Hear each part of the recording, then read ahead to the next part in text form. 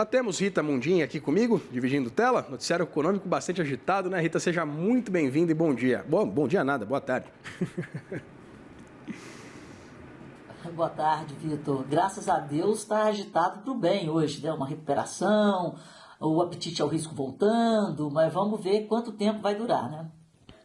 O risco voltando, eu quero tratar sobre o mercado de uma forma mais aprofundada com você, Rita, mas queria começar a gente conversando sobre o Boletim Focus, exatamente tentar entender esse movimento, né? A quarta redução consecutiva das projeções para o fechamento da inflação desse ano, se aproximando pelo menos do teto da meta. Já que o governo pode mirar o piso da meta, o Banco Central evita mirar o teto, mas a gente já pode olhar falando assim, olha, está chegando perto, a gente pode já mirar o teto da meta de inflação, Rita, ou não?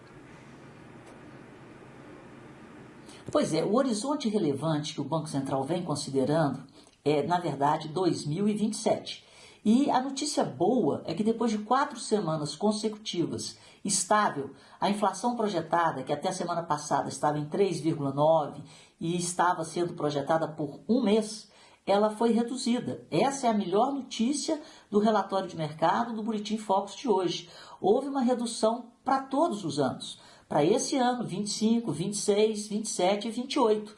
Então, há um movimento consistente de redução, não na velocidade e intensidade que nós gostaríamos, mas o Banco Central está tendo sucesso com a sua política restritiva, apesar de não ter um sucesso ainda maior em função do estímulo que vem sendo produzido pelo governo, do estímulo ao crédito e do pacote de benesses, de incentivos sociais, digamos assim. Então, se não tivéssemos tanto incentivo, né, talvez a velocidade e a intensidade seriam maiores. Mas a notícia boa é que se a gente olhar para 2025, há um mês atrás a projeção é de 4,83, caiu para 4,7 e a gente pode atingir o teto, né, 4,5.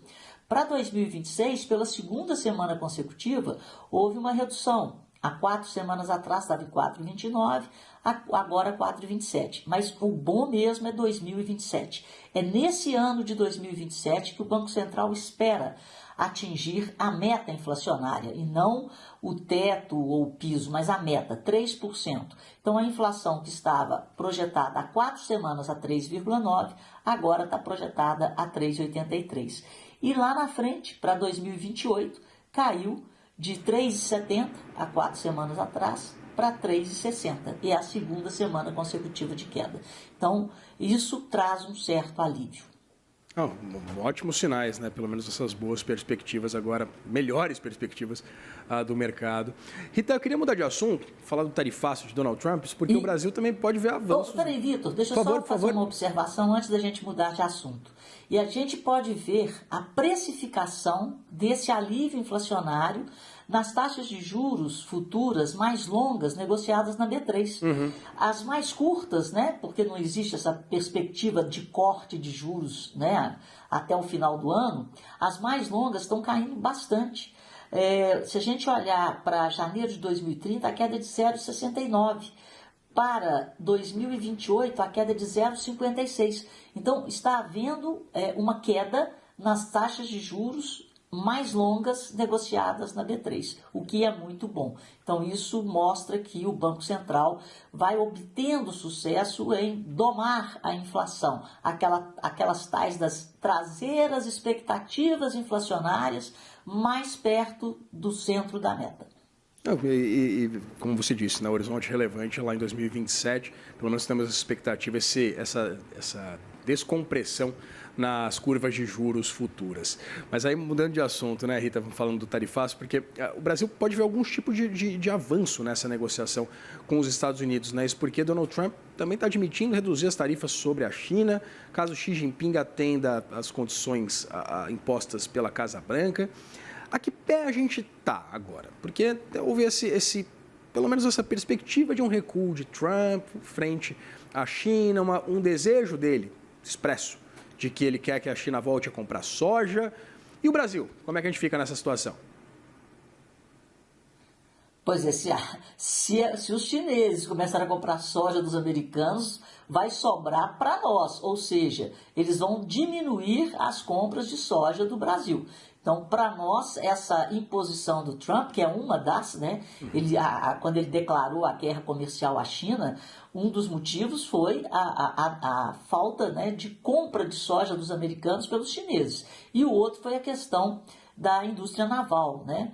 Mas vamos ver como é que vão ficar essas negociações. Mas nós também vamos negociar, né? Pelo visto, parece que o encontro pode ser marcado lá na Malásia, entre o Lula e o Trump.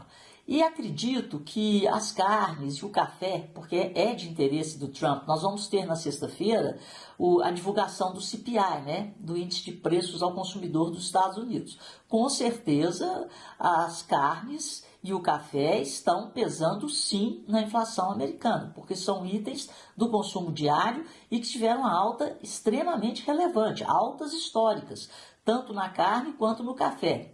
E pela forma, principalmente o café, que ele foi incluído na ordem executiva quando o Trump aumentou as tarifas, o café está no anexo 5. E nesse anexo, você não precisa de muita conversa, não. Você precisa de uma negociação e rapidamente a tarifa cai.